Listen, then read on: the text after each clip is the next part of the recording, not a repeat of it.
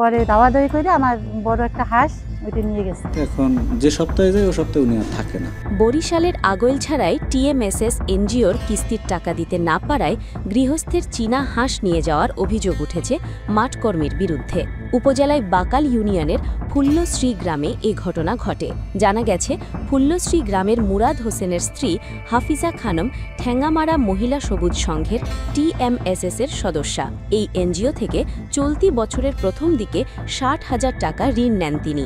এরপর থেকে প্রতি সপ্তাহে ১,২৫০ টাকা নিয়মিত কিস্তি দিয়ে আসছিলেন। মঙ্গলবার দুপুরে তাদের বাড়িতে কিস্তির টাকা নিতে আসেন মাঠকর্মী ফিরোজ খান। হাফিজার টাকা পরে দিবেন জানালে ফিরোজ খান টাকার পরিবর্তে হাঁস দাবি করেন। এতে অপারগতা জানিয়ে হাফিজা পাশের বাড়ি চলে যান।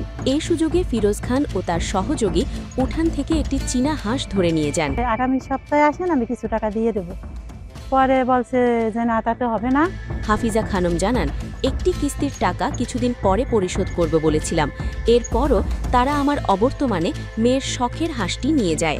এনজিও সমন্বয় পরিষদের সভাপতি কাজল দাশগুপ্ত বলেন, টিএমএসএস এনজিও আগৈলঝাড়া এনজিও সমন্বয় পরিষদের আওতাভুক্ত নয়। তবে কিস্তির টাকার পরিবর্তে ঋণগ্রহীতার বাড়ি থেকে কোনো জিনিস আনার বৈধতা নেই।